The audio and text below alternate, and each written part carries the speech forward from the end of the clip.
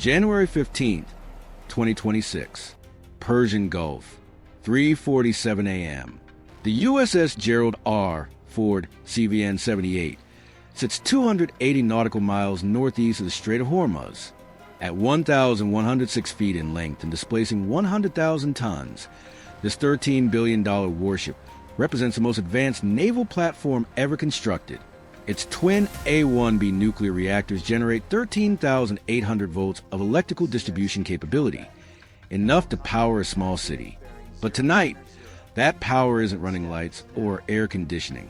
It's running a revolution. Because 40 miles to the south, the destroyer USS Carney faces a mathematical nightmare that threatens to collapse American naval strategy. On Commander Jeremy Robertson's radar screen, 53 red dots converge. Not missiles, not fighter jets, cheap plastic drones, each costing approximately $20,000. To stop them using traditional interceptors would require firing $229 million worth of SM-6 missiles. The enemy spends $400,000. American taxpayers burn $229 million. That ratio is 572 to 1. No nation can sustain those economics. But what the enemy doesn't know is that the Ford isn't carrying traditional weapons. It's carrying the future. Like, subscribe, and stay with us for the complete breakdown. 3:52 a.m. Inside the Ford's Combat Information Center, Vice Admiral Seiko Kano observes multiple tactical displays simultaneously. She commands Carrier Strike Group 12, which includes a Ford, 3 Arleigh Burke-class destroyers, and the amphibious assault ship USS Bataan, positioned 60 miles closer to the Iranian coast. Okano has spent 5 years preparing for this exact scenario. While serving as head of integrated warfare systems at the Pentagon, she identified the fundamental flaw in modern naval defense: the ammunition economics problem. Traditional naval doctrine assumed peer adversaries launching expensive weapons. The doctrine collapsed when asymmetric threats began deploying drone swarms costing less than a family sedan. The USS Gerald R. Ford was designed to solve multiple problems simultaneously. Its electromagnetic aircraft launch system, EMALS, replaced steam catapults with linear induction motors. Electricity flows through coils embedded in a 300-foot flight deck. Magnetic fields accelerate a 90,000-pound F-35C from 0 to 170 miles per hour in 2.1 seconds. The system recharges in 45 seconds versus the 4 minutes required by legacy steam systems. This seemingly minor improvement creates operational overmatch. The Ford can sustain 270 sorties per day at surge tempo, cycling aircraft faster than enemy radar, can track formation changes.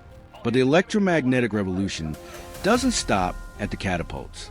The same power distribution architecture that runs EMALS feeds the weapons that will redefine naval warfare tonight. 4:03 a.m. On the Carney's Bridge, Robertson watches his vertical launch system inventory deplete with each engagement. His destroyer carries exactly 96 missiles in reinforced concrete tubes built into the ship's structure during construction. After 3 weeks patrolling the Gulf, he's already fired 38 interceptors defending against sporadic attacks. He has 58 remaining. The 53 inbound drones represent nearly his entire magazine.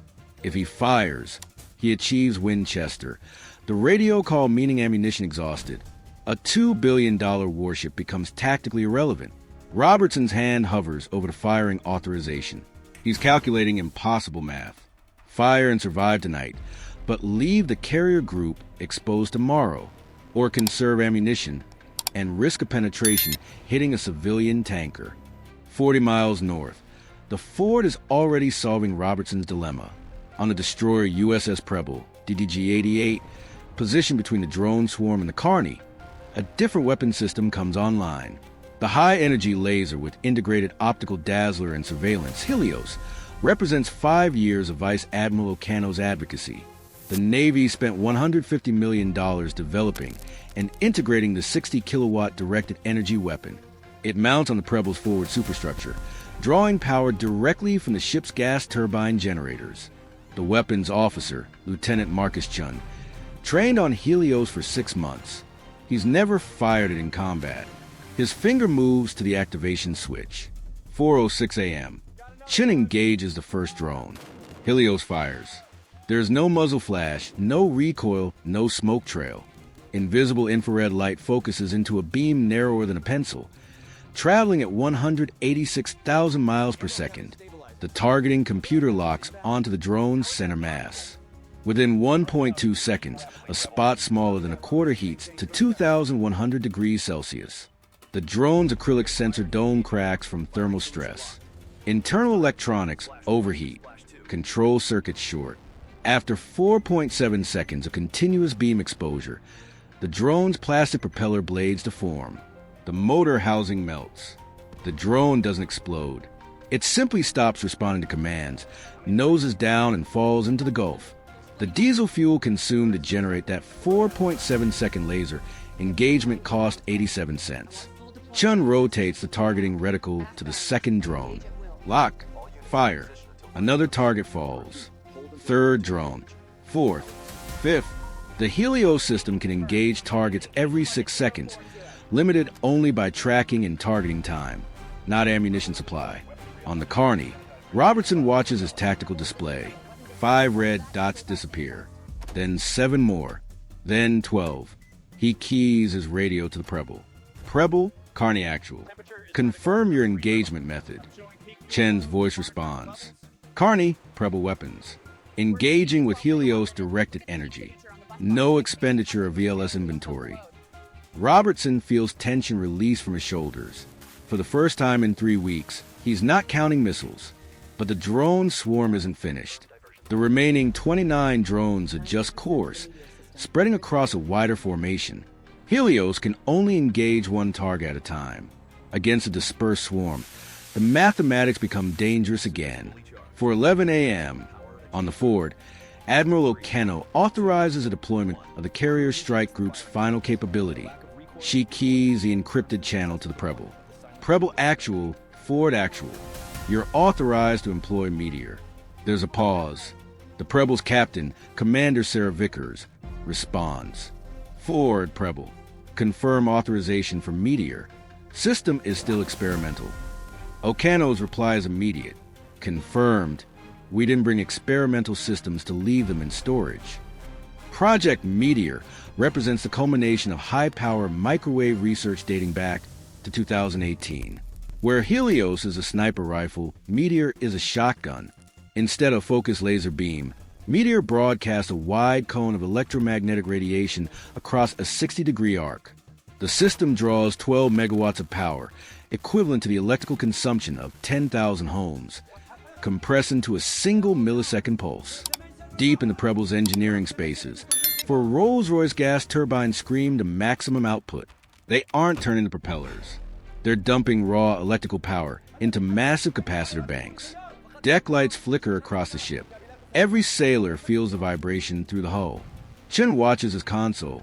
Energy levels climb. 80%, 90%, 95%. The system reaches full charge. He presses a firing stud. Meteor releases. Nothing visible occurs. No flash, no beam, no indication of any kind. But 12 miles away, inside 29 Houthi drones, every electronic component simultaneously fails. The physics are brutal. The microwave pulse penetrates the drone's plastic and aluminum skin as if the material doesn't exist. Inside each drone, electromagnetic energy induces electrical currents in every circuit, every wire, every trace on every circuit board. Voltage spikes. Transistors fry. Microprocessors cook from the inside. GPS receivers go dark. Guidance computers crash. Power regulators burn out. In Yemen, in a bunker 480 miles south, 29 control screens go black simultaneously. The operators frankly attempt to re-establish connection. Their equipment functions normally, but every drone has vanished from their displays. In the Persian Gulf, Robertson watches through binoculars as 29 drones drift off course and fall. Some tumble immediately. Some continue on inertial heading for several seconds before veering wildly. Within 40 seconds, 29 small splashes appear across a 3-mile radius. The radar is clear. 4:18 a.m. Robertson keys his radio to Admiral Ocano on the Ford. Ford actual, Carney actual. Threat neutralized. Zero expenditure of ship's magazine.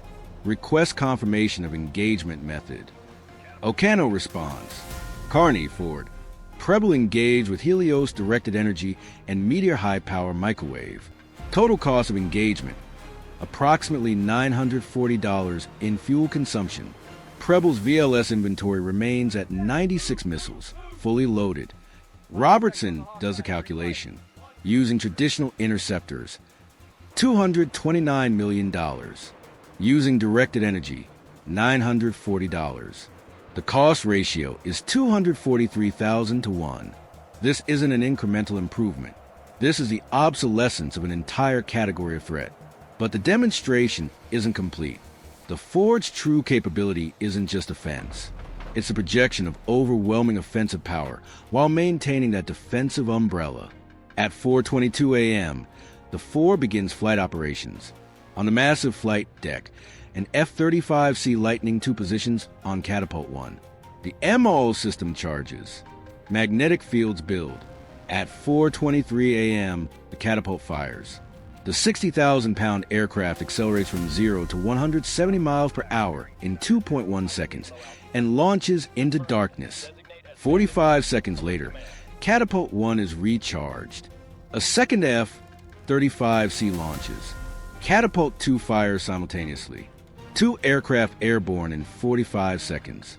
The Ford continues its tempo for the next 90 minutes, launching 24 F-35C Lightning IIs and 12 F divided by a -18E Super Hornets without pause. Each F-35C carries internal weapons bays designed to maintain its radar cross-section of 0.0001 square meters, equivalent to a metal golf ball. Iranian air defense radar systems, including the Resonance NEVHF over-the-horizon system, can detect disturbances indicating aircraft presence, but lack the precision to guide interceptors. The F-35CS penetrate Iranian airspace not through evasion, but through the enemy's inability to complete a targeting solution.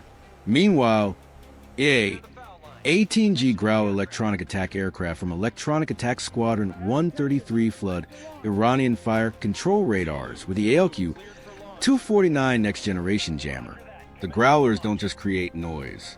They inject false targets and corrupt data feeds, rendering the entire air defense network unable to distinguish real threats from phantom returns. 5:47 a.m. Sunrise over the Persian Gulf. The drone attack is 6 hours in the past. The Ford continues flight operations at sustained tempo. Since midnight, the carrier has launched and recovered 86 sorties without a single incident. Every aircraft that launched has returned safely. The EMALS system has executed 86 catapult shots without failure. On the Carney, Robertson's VLS inventory remains at 58 missiles, exactly where it stood before the engagement. Across the strike group, not a single interceptor missile was expended. Traditional naval doctrine would have required the Carney to disengage, steam to a friendly port, and spend 2 weeks reloading. Instead, the destroyer remains on station, fully capable, magazine intact. The strategic implications extend far beyond one engagement. For decades, Iran developed an anti-access/area denial strategy built on assumption that cheap weapons could deplete expensive American magazines, launch enough missiles, deploy enough drones, force enough intercepts, and eventually the mathematics would favor the attacker. The strategy assumed finite ammunition. It assumed economic attrition. It assumed wrong. The Ford carrier strike group demonstrates infinite ammunition. Helios can engage as long as fuel supplies the generators. Meteor can fire as long as the capacitors charge. EMALS can launch as long as the reactors run. All 3 systems operate on electricity from power plants that were already running. The marginal cost of engagement approaches zero. January 16, 2026, 9:15 a.m. In Tehran, Iranian military planners review intelligence gathered during the previous night's engagement. They observe the Ford launching continuous air operations. They note the Preble's defensive actions. They calculate the cost ratios. They reach the unavoidable conclusion: the economic warfare strategy has collapsed. Launching drones no longer depletes American resources. It reveals Iranian launch sites, exposes command networks, and provides targeting data to American strike aircraft. Every attack becomes an intelligence gift. The cost-benefit analysis inverts. Attacking becomes more expensive than not attacking. This shift represents more than tactical adaptation. It represents doctrinal obsolescence. Iran spent 2 decades building a military strategy around asymmetric cost and position. That strategy assumed American defensive systems cost more than offensive weapons. When a $20,000 drone forces the expenditure of a $4.3 million interceptor, the attacker wins through mathematics. But when that same drone is destroyed by 87 cents worth of diesel fuel, the mathematics collapse entirely. The attacker doesn't impose costs. The attacker wastes resources and reveals positions for no gain. Vice Admiral Ocano understood this calculus 5 years earlier. While serving at the Pentagon, she asked a different question, not how to build cheaper interceptors, but how to eliminate the ammunition constraint entirely. The answer required rethinking naval power distribution. Traditional warships generated electricity for propulsion and basic systems. Modern threats required electricity as a weapon. The Ford's A-1B reactors don't just move the ship. They power directed energy weapons, electromagnetic catapults, and advanced sensors simultaneously. 3 decades of incremental upgrades couldn't achieve this. It required building a new class of warship from the keel up. The Ford cost $13 billion. Critics called it wasteful, over budget, and unnecessary. But against the economics of modern threats, the mathematics are clear. In one night, the Ford strike group defended against 53 drones at a cost of $940. Using traditional methods would have cost $229 million. The savings from one engagement equal 1.7% of the Ford's entire construction cost. Over a 50-year service life, if the Ford participates in just one such engagement per month, the cost savings exceed $137 billion. The ship doesn't just pay for itself. It generates a return on investment that makes every other defensive platform obsolete by comparison. January 20th, 2026. For days after the engagement, commercial shipping to the Strait of Hormuz continues uninterrupted. 21 million barrels of oil transit daily, representing 21% of global consumption. Market prices remain stable. Insurance rates don't spike. The global economy continues functioning because 5,000 American sailors maintain watch on 4.5 acres of sovereign territory in the world's most contested waters. They operate systems that most people will never see, defending economic interests that most people don't consciously consider. The Ford doesn't guarantee this outcome through intimidation. It guarantees this outcome through capabilities so overwhelming that challenging it becomes mathematically pointless. The lesson extends beyond the Persian Gulf. Every theater faces similar economic warfare challenges. Chinese drone swarms in the Pacific, Russian cruise missile saturation in the Baltic, terrorist groups deploying commercial quadcopters in asymmetric conflicts. All rely on the same assumption. Cheap weapons can bankrupt expensive defenses. The Ford-class carriers, equipped with directed energy weapons and electromagnetic systems, invalidate that assumption globally. When ammunition becomes functionally infinite, the economic warfare strategy collapses. The attacker can't win through attrition because there's nothing to attrite. This is why the United States builds $13 billion aircraft carriers, while other nations build conventional platforms at half the cost. Not because American shipyards are inefficient, but because the mission requires capabilities that conventional designs cannot deliver. The Ford doesn't just launch aircraft. It projects power, defends against saturation attacks, and maintains presence indefinitely without logistical support. No combination of cheaper platforms achieves this. The capability gap isn't incremental. It's categorical. On the bridge of the USS Carney, Commander Robertson watches the Ford conduct flight operations on the horizon. He thinks about the 58 missiles still loaded in his VLS tubes. 4 weeks ago, he obsessed over that number, calculating how many engagements remain before Winchester. Today, he knows that number is irrelevant. The Preble's directed energy weapons can handle the swarms. His missiles can focus on the threats they were designed for: ballistic missiles, aircraft, and high-value targets that require kinetic intercepts. The mission hasn't changed, but the tools have. And with those new tools comes a shift in strategic mathematics that enemies are still calculating. The future of naval warfare isn't about who has more bullets. It's about who stopped needing bullets in the first place. The Ford represents that future, operational today, defending the global economy with physics instead of explosives, with electricity instead of propellant, with innovation instead of attrition. The enemy thought cheap drones would bankrupt American defense. They forgot that American engineers don't accept the premise of the question. We don't optimize within constraints. We eliminate the constraints entirely. Now I want to hear from you. Do you think directed energy weapons will completely replace traditional missiles? Or will there always be a role for kinetic interceptors in naval warfare? Share your thoughts in the comments. And don't forget to like, subscribe, and follow for more in-depth analysis of the systems and strategies that define modern military power.